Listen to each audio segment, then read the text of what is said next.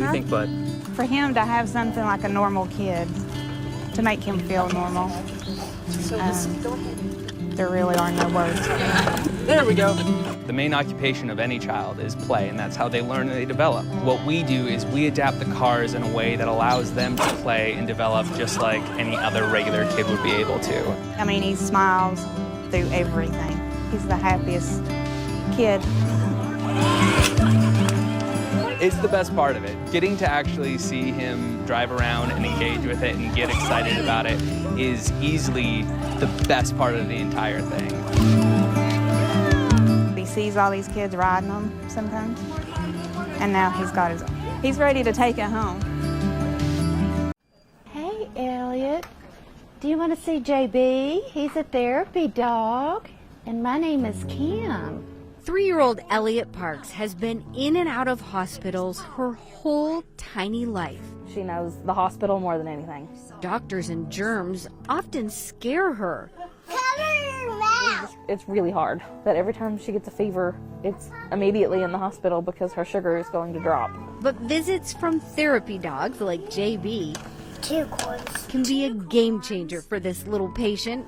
He's down too. She will get down and she rolls them on the floor. She absolutely loves it. It is every time we come here. Are the dogs coming? Is JB coming?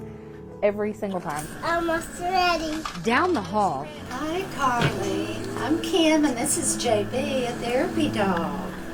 Do you want him to visit? JB and his handler Kim Pendleton, a former anesthesiologist, check in with Carly. Their job here It's funny. It is funny, isn't it? is to help the patients forget where they are. And this is JB. He's 4. How old are you? 5. And hopefully even laugh. JB, load up. There you go. Sit in. Oh my goodness. He provides more medicine than anesthesia could ever provide to these children do. And it's been a blessing. I didn't cry.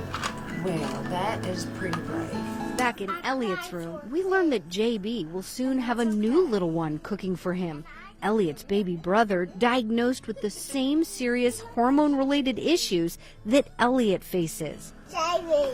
JB, looky here. Looky here. Here's just some corn. No. He can't eat it yet? Okay. Oh, just to see these kids have a smile and to come in and visit, and the moms, and they never complain. They're always glad to see JB, aren't they, buddy? How does it make you guys feel to be able to make a difference? Oh, it's great. What are those, JB? They're bubbles. The comfort of a dog is truly the best medicine. It automatically just makes her happy. It lightens up her mood. She isn't so, even when she's sick, it just picks her back up and helps her get farther.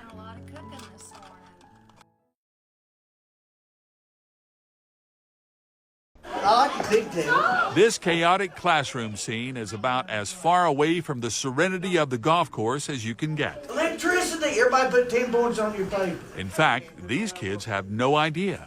Their teacher was once the best golfer in Tennessee. Just in your estimation, how good was Ben Talley? Ben was in my opinion, he was the best high school player that's ever come out of this area. I've said that. I followed high school golf for over 45 years, and he's definitely the best that I've ever seen. With a homemade swing and a steely focus, Ben Talley was one of the most dominant golfers this region has ever produced. In his era, he was the best. And what was it that made him so special? He just had a single-mindedness, and he just knew where the ball was going.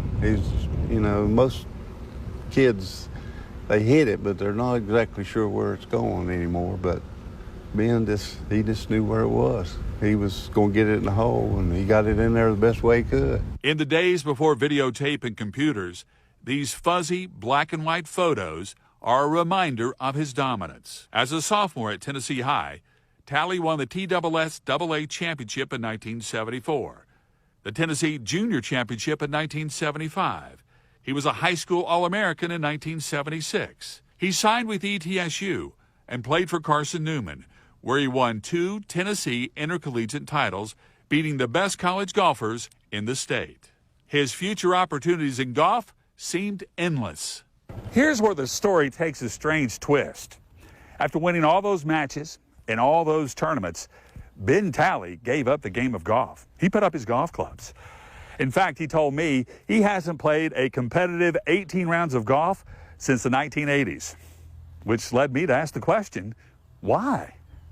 I've devoted my life to children and helping jail inmates and homeless people, and I still play. You know what it is? But instead of golf, it's the game of life. Talley is a school teacher at Van Pelt Elementary in Bristol, Virginia. In 2015, he was inducted into the National Teachers Hall of Fame.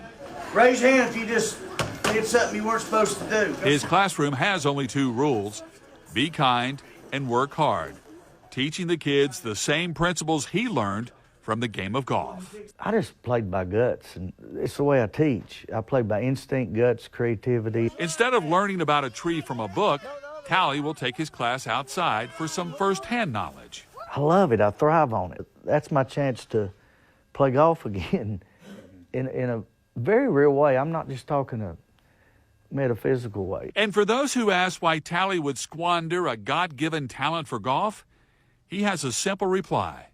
10,000 years from now, what's going to be more important than me going shooting my age in a couple of years, shooting 63, or me playing Santa to a needy family?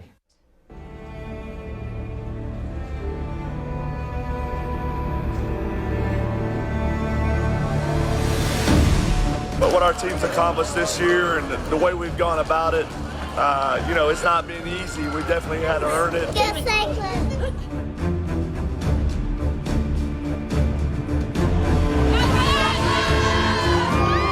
I think as a former player, you know, now as a coach, you know, our blood runs deep in this town, you know.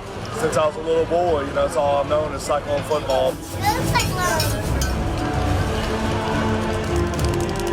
You know, you got to have a bunch of great players and guys willing to sacrifice for the greater good of the team, and that's what makes football special. Is it really takes a team to get here. I'm just proud of our team. This community has been really a blessing to our family, and it's really to see them kind of pour their hearts into these young people. I know the people that laid the foundation that built this program, you know, the people that have gone on before us. We constantly remind our kids about the history of this program.